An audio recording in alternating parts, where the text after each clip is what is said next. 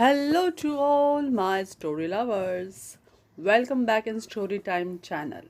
Today I'm going to read chapter number 32, Crisis of Confidence, taken from the book Wise and Otherwise, written by the great Sudha Murty. Now let's go through it.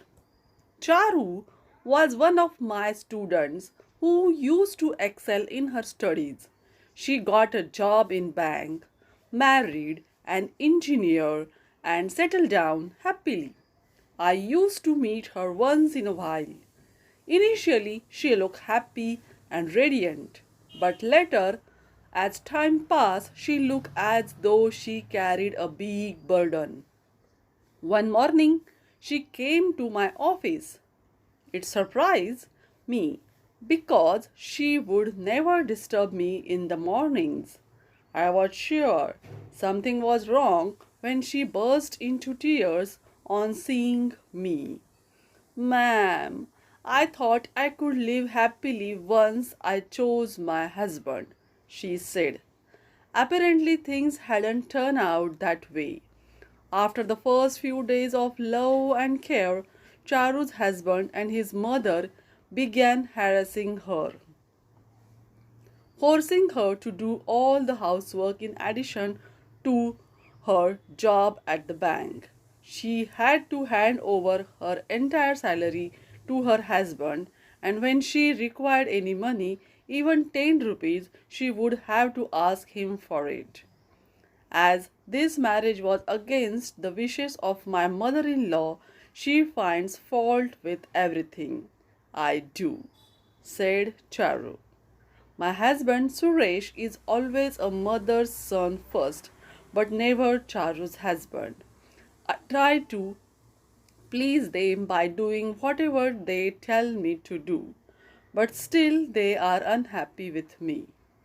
There are millions of Charus in our country who are well educated and hold good jobs. Once they are married, they have one problem or the other and they suffer throughout their lives. If providing education to women is empowerment, then why are so many women still crying? If economic independence is real independence, then why are they still suffering? This question always puzzles me. All these women are, by any standard, competent individuals. If such women suffer and shed tears, then what will happen to those young girls in the villages who are uneducated, economically dependent, and who do not have any say about any aspect of their lives? Be it buying clothes or choosing a husband, what could be the extent of their suffering? As a teacher, I feel that apart from academics, it is very important to teach students the basic code of life. Many of time, my female students discuss marriages, money and careers. I always try to encourage the idea of self-reliance and confidence. It is important, particularly for the girls in our country, to have self-confidence. After all, getting married and raising children is not the ultimate aim of a woman. Education can no doubt fetch you good jobs, but more than that, one should be able to face life and its realities and understand society. Charu should have discussed her problems openly with her husband and mother in law and should have asserted her rights.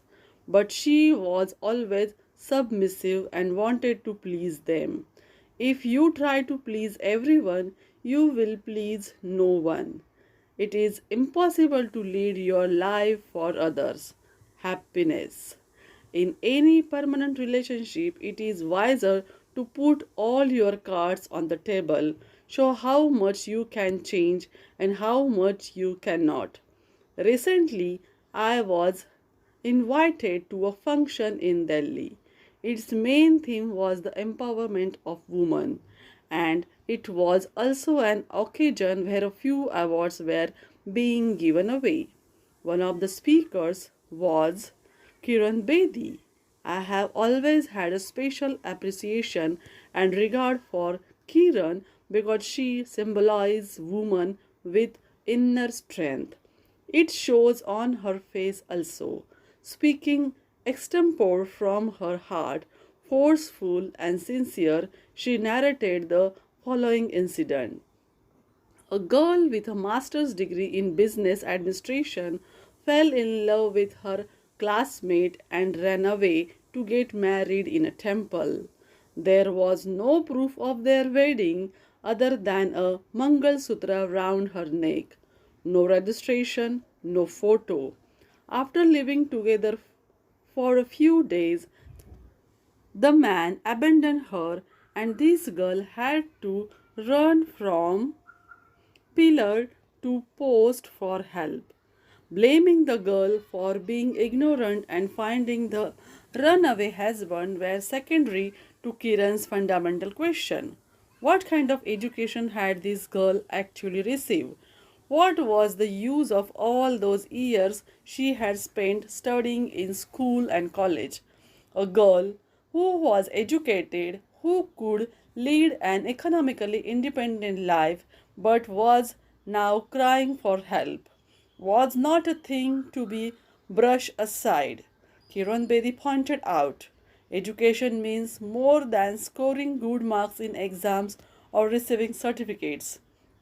Life is an exam where the syllabus is unknown and the question papers are not set, nor are there model answer papers.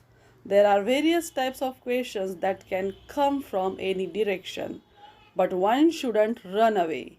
Education and financial independence are tools that can help us face difficulties, but confidence must be developed throughout life. Do you like this experience? Then tell me in the comment box. Thanks for watching.